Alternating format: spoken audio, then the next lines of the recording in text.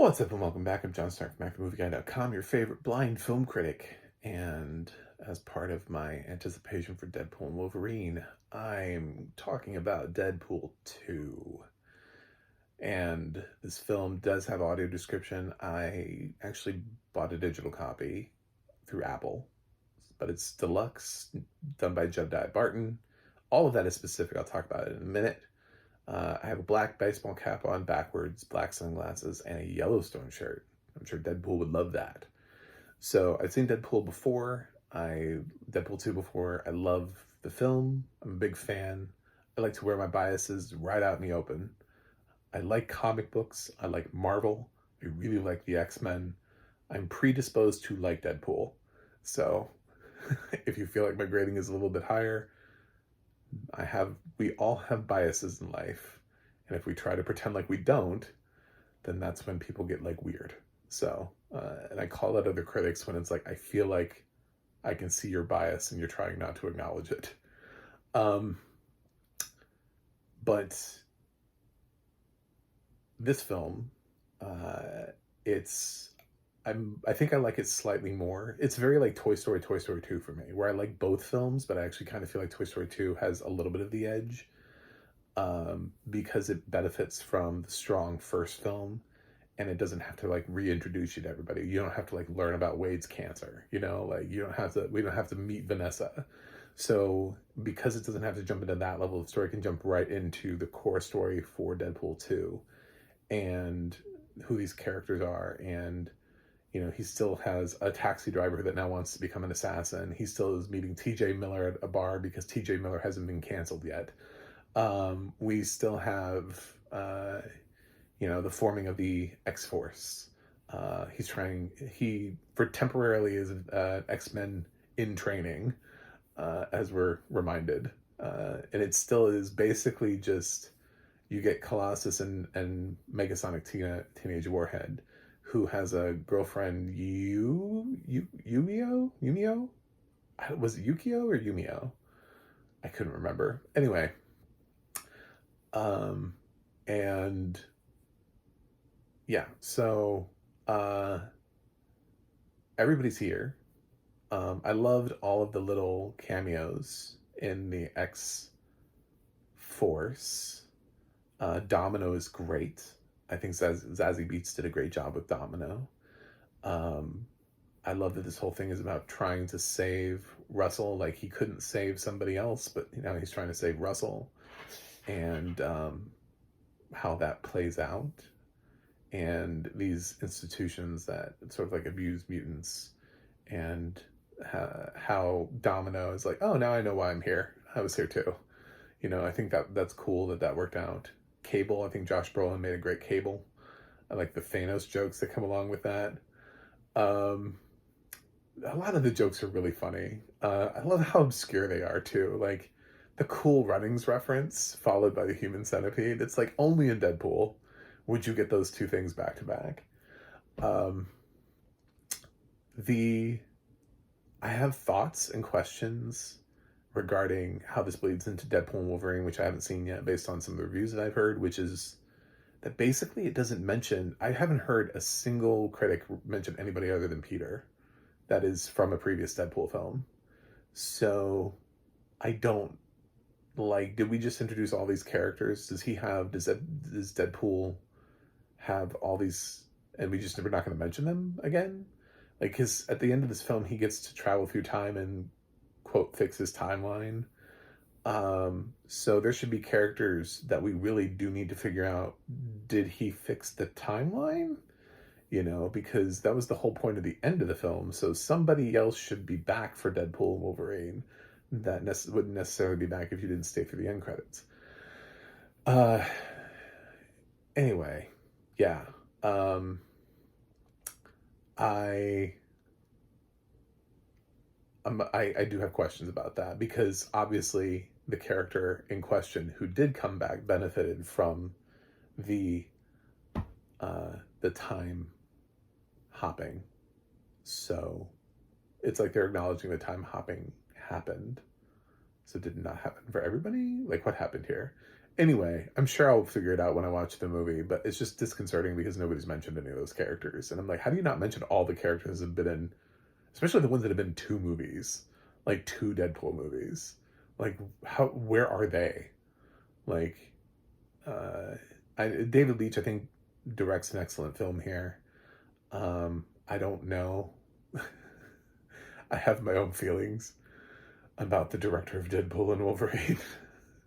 And I'm stepping in with trepidation and hoping he doesn't ruin another film. But he's such a mixed bag. Um, I recommend this film. I don't think the audio description translated into, and that's the problem here. It's well written. I love Jedediah. He does a great job. It is well written audio description. There are times where it does it perfectly. Like Vanessa hands him a T-shaped thing. We don't need to know what it is because Deadpool doesn't know what it is. She has to explain to him what it is. So you wouldn't say what it is. You know what I'm saying? Like, it's one of those things where somebody would be like, well, why don't you tell us what it is? Is it because we're prudes in this film and you don't want to say no? Although it doesn't mention when he is regrowing the bottom half of his body, it doesn't mention his penis. It mentions his legs, having little toddler legs. So I had a weird experience where when this film came out, I could sort of see when I was in theaters, when things were on large screens, I had a little bit of vision. So I saw this in theaters, and I didn't see it with audio description. I saw it at a cheap theater. We didn't have audio description.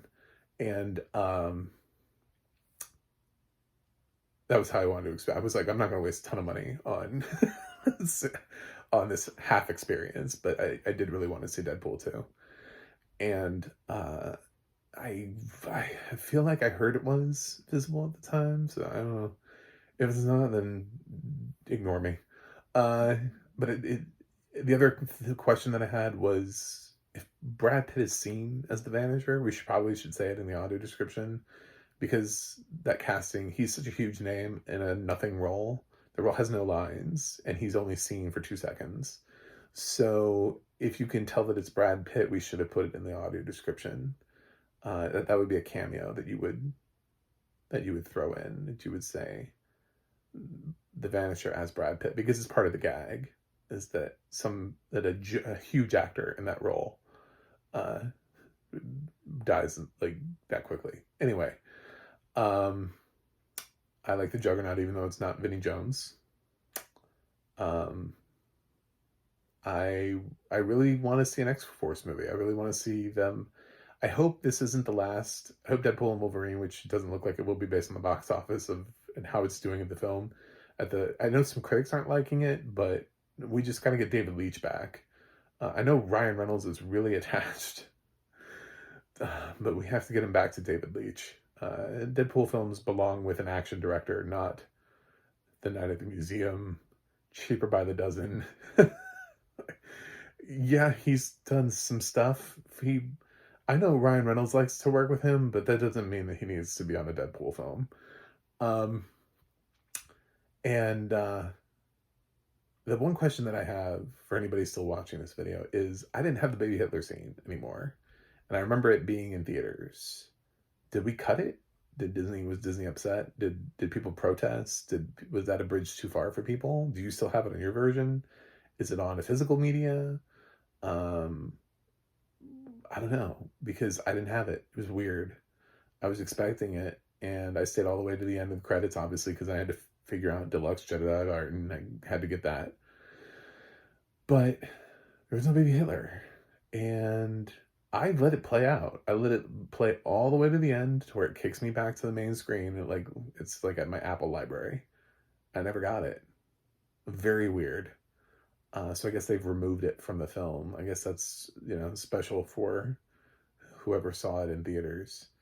Sort of like the few people who saw Coco on opening weekend and had to sit through the thing with the half-hour Frozen before people were like, listen, this is really long. This is not just an animated short. This is a bit much. This is you put a full film in front of another film. Olaf's Frozen Adventure or whatever it was. Uh, yeah. So I know that they've changed the things around, or Cats. Like the people who saw Cats on like opening day, and then like the studio tried to release a version that had like improved visual effects or something because they were getting trolled online. Yeah, I mean, I know that there are some like specific circumstances I can think of where you've had if you saw it in theaters, you had a really specific experience, and if not, then like there are some people who have seen The Apprentice. They may be the only people to ever have seen The Apprentice. That film may get buried, but those people forever will go to talk about how they saw The Apprentice at Cannes. So cool. Um, but as I said, I like to wear my bias, and I told you straight up front, I like Deadpool, I like Marvel, I like X-Men characters, all that kind of stuff. There are hundreds of critics out there.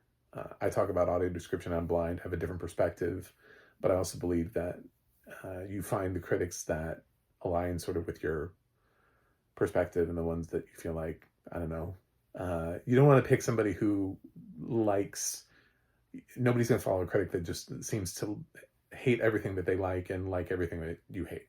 You know what I'm saying? Like, that's weird. So if you think that we jive, then you'll subscribe. Obviously not a lot of people jive with me, which is why I have subscribers. But I also can't, edit videos or do any fancy shit. I have no idea what I'm doing. Deadpool 2 gets an A from me. It would get an A plus if I'd seen it more times. But I haven't seen it more times. I like the film, and I'm curious to see what happens in Deadpool and Wolverine, because now that I remember how we leave this with so many potential characters to be, is it just everybody's doing really weird reviews? I've seen a spoiler review of the film that doesn't mention any of those characters. Like, I know all of the little, like, the major spoilers in the film, like who's in it and all the little cameos and stuff from people who weren't previously in Deadpool films. And that video still didn't mention any of these characters. And it bothers me. Like, that's going to be a problem for me going into it. If the only returning character is Peter, I'm going to be like, what happened? So if they don't explain it well, we're like, if they're just like, where's everybody else? I don't know. We got Hugh Jackman though. Like, no. You built up a universe. You have characters that have been in 2 films now. They should be in this film. I understand TJ, like Weasel, right? Because TJ Miller is having a hard time working right now. And I question whether or not he would make it, because people are not working with TJ Miller. But other than that, everybody else should be back. So there's really no excuse. Anyway, thanks for watching. Thanks for subscribing. I'll see you guys on the other side.